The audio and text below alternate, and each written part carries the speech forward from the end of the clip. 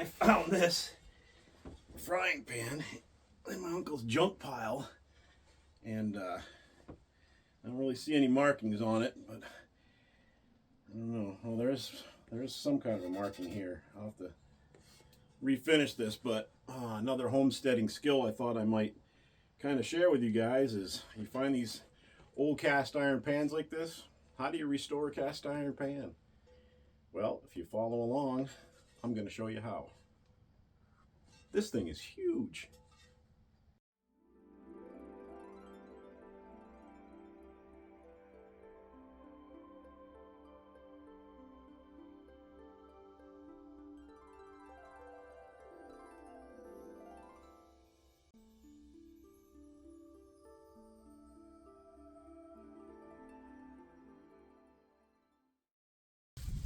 I'm out here by the well house, and so we're gonna kind of go over how to restore this old frying pan, this old cast iron pan. Out here in the daylight, I can see it's got a 14 and looks like a US. Hopefully we'll be able to see this a little better. Maybe it might be an L14 US is what it says on the bottom of the pan. I'm no cast iron cookware expert, so if any of you guys have any information about that, or if I uncover any symbols, maybe you comment down below and tell everybody a little bit about these pans. I just found this one, like I said, over at my uncle's house in a kind of a trash pile over there, but there's a bunch of stuff. And what I've got to bring this thing back to life is we've got some distilled white vinegar here. This is 5% acidity, and I've mixed it in a spray bottle. 50-50, 50% water, 50% white vinegar. And I know that some people will put these in a bath, you know, they'll dump gallons of this stuff into a big tub and then set the pan in it and let it sit in there. I do want to caution, I mean, I'm doing it this way because you don't need nearly as much vinegar that way. And I like to caution you, you don't want to leave this vinegar mixture on your pan for more than 30 minutes total before you neutralize it. And that's why I got some baking soda here to neutralize it once we're done. And I'm probably going to do this in like 5-minute intervals. I'll spray the pan, I'll let it soak, I'll come back with a scrubby and scrub it up, rinse it off a little bit, and then I'll spray it again. So we want to just cover this good, and you want to get the handle, you know, get the little tabs, spouts,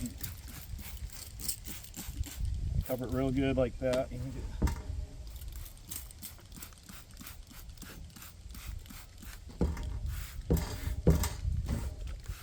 I'm doing this outside because vinegar is a bit stinky, and our fish cleaning table here, it's not going to hurt it any. So what I'm going to do is let this soak for 5 minutes or so, and then we'll come back and see how we're doing.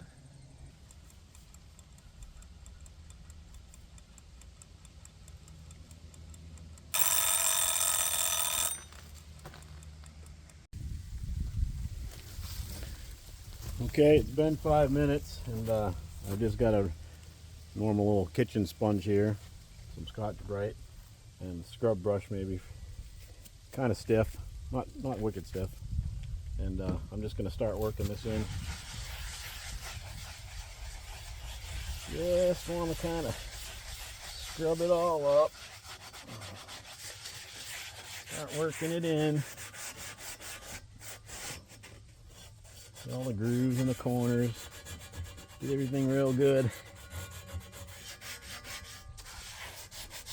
A little bit of elbow grease goes a long way. Sleeves here.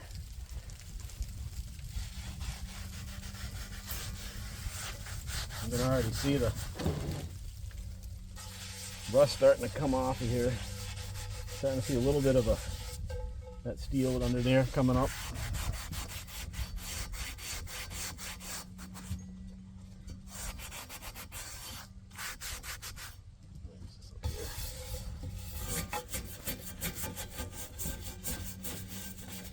Kind of a rough one here. I don't want to get, I said you don't want to leave this on, because if you leave this too long, this vinegar, you know, it'll really really put pits in your little cast iron pan that you're kind of putting all this effort into. You don't want that.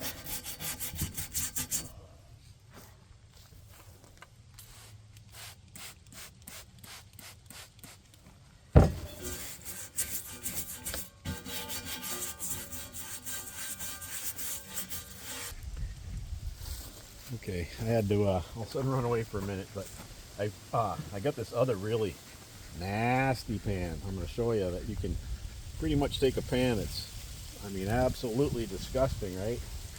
And watch what happens to it. Into it.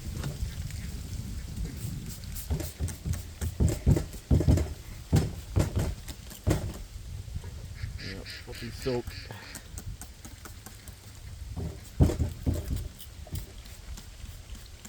There's a difference between, you know, a pan that's been used. It's got a coating on it. You know, you know anything about the proper care of cast iron, you know that you don't really use soap and water on it. You just kind of take a clean rag and wipe out the food grime, because it kind of builds up like a layer. I'm not exactly sure all the, you know, chemical terms or whatever for it, but you know, it builds up a kind of a base. The fats kind of get down in between the molecules and the metal, I guess, and it builds like a non-stick surface. That non-stick surface will not come off with vinegar. That you're going to have to use electrolysis for. But rust hates vinegar. Look, that's cleaning up all right. A few more minutes here.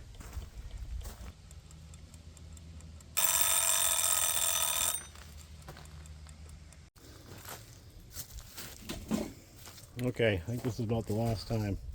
I picked up some paper towels and some olive oil. That's just to coat it once I rinse it off and stop the acid from working. Grapeseed oil would be better, but just a thin coat of oil, because if once I, you know, get the baking soda on here and get all this all done, it'll flash over. It'll rust really quick.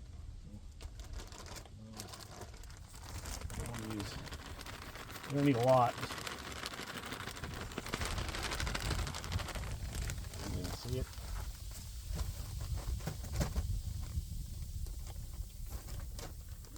There.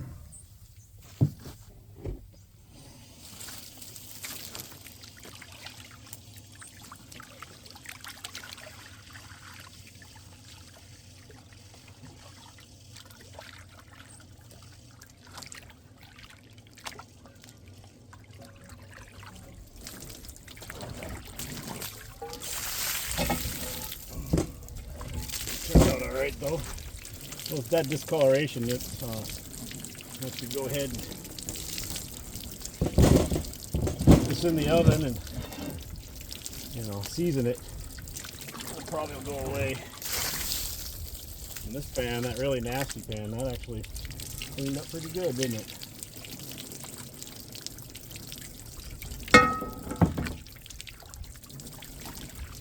A good rinse. Get all that acid off of there. The rust off of me. Maybe. Maybe not.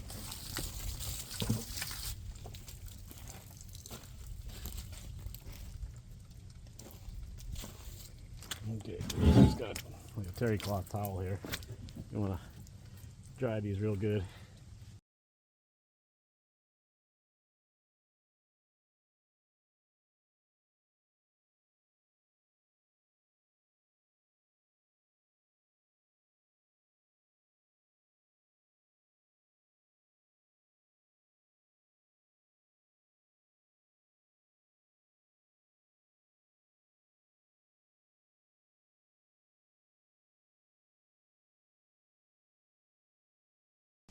You know, I think I get this one a little bit better down here, so I'm going to hit this one again. Even though I stopped that acid, it was pretty nasty. That's some pretty deep rust there. So this little pan's going to need another bath, I think, here.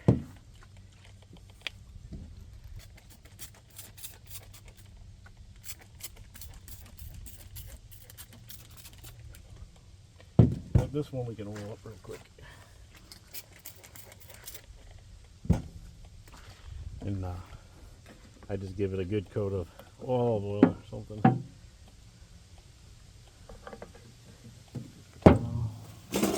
And then we're gonna go preheat our oven to 450 degrees.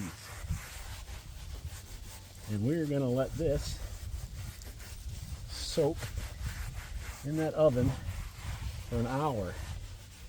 And then we're gonna take it out and we're gonna wipe it down and we're gonna redo it. We're gonna put another coat of oil on it. And we're gonna put it in the oven for another hour. And we're gonna do that 3 or 4 times until the pan is seasoned. And we'll show you that here coming up. I'll make sure I get this all good. Including the handle. Don't forget about the handle. Olive oil and everything. Okay, so I'll let this one soak a little bit and then I'll oil it and we'll go ahead and stick these in the oven. This one, I don't know if this one's going to fit in our little 5th wheel oven. I might have to do this one on the grill.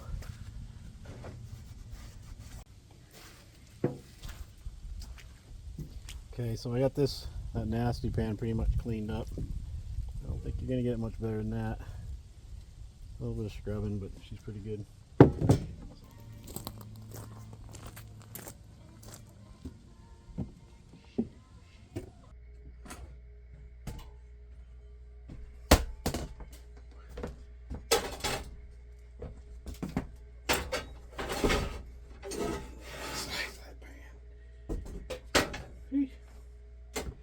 Okay, so I preheated the oven to 450 degrees. This pan will even fit in here.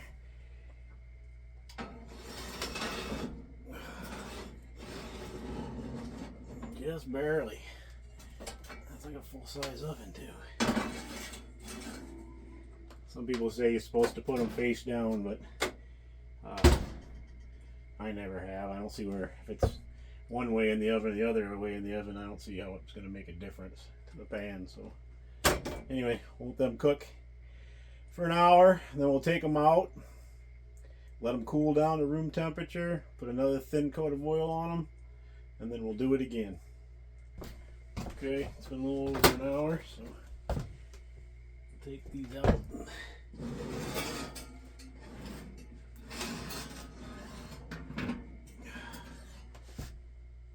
Look at that. Oh my God, that thing is hot.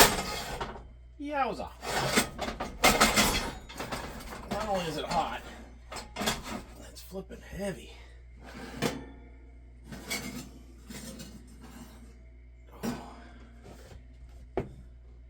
Yeah, that one's pretty rough. That's going to take a few times, but we'll set these out here and let them cool down for a minute. I think I'll just snap this off for a bit. Okay, these are now, I can touch these. They're still warm, but you know, they're not really hot. I can leave my hand on them. I'm going to put a little light coat of oil. And when I say light coat, I mean a light coat of oil. I may have already mentioned this, but olive oil isn't the best oil to use because it doesn't have a very high smoking point. I think it smokes at like 400 degrees or something. These are at 450, but I haven't noticed any smell. But just a touch of oil. If I had some flaxseed oil or some grapeseed oil, something like that, I'd probably use that. I mean, you're just, putting like a teaspoon in there. You're working it in.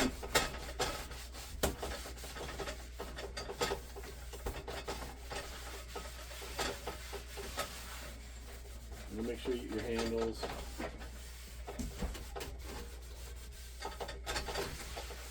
I mean, that's pretty. It's almost dry, because you don't want that to build up in there. Also, like a chamois cloth, you know, something like that may be better than a paper towel. Paper towel does kind of leave some residue, little paper things, but do, you know, maybe you can show you maybe here about, you know, I mean just a little, just a, you know, teaspoon.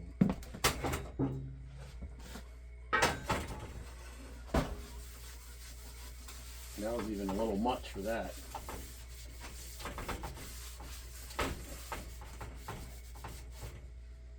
So that was too much.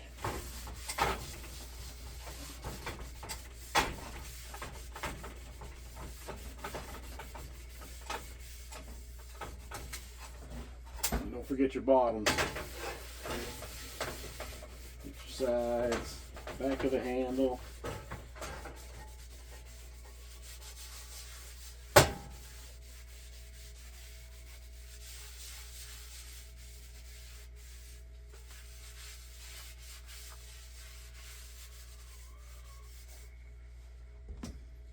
Put that one back in there.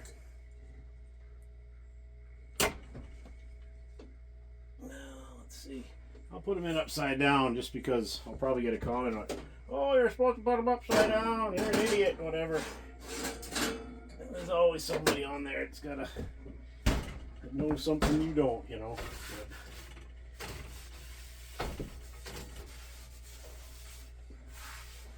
We'll run her through again.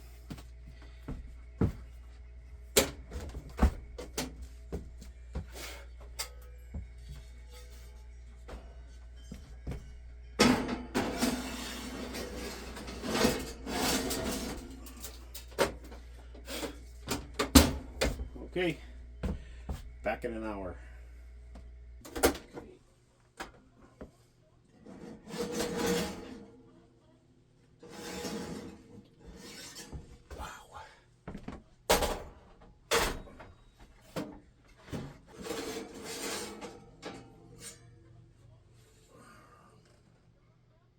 There you go. You can definitely lay your hand on them.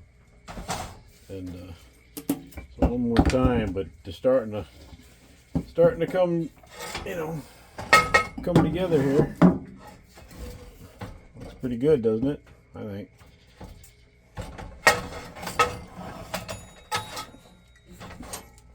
There's that nasty one. That's coming around.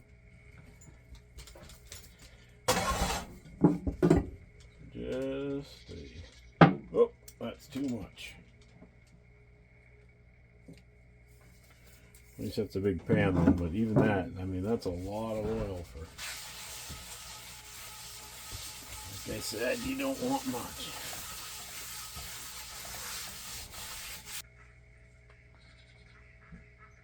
What's that say?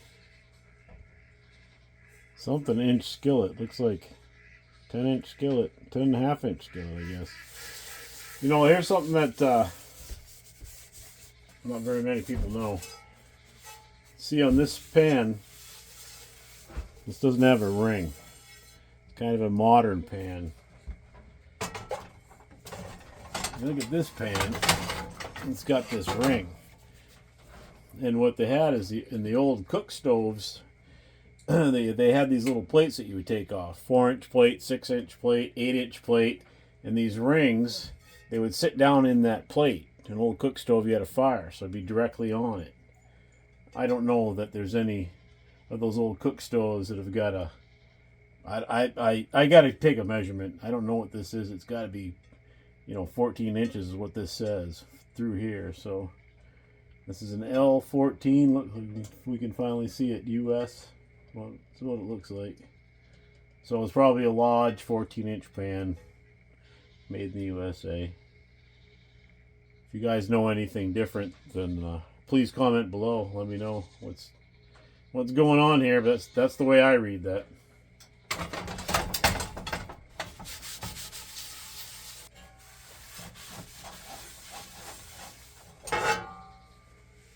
And that old nasty pan starting to look pretty good. These old, gonna have to rinse all these little paper flakes out, but even this big ass pan's coming along.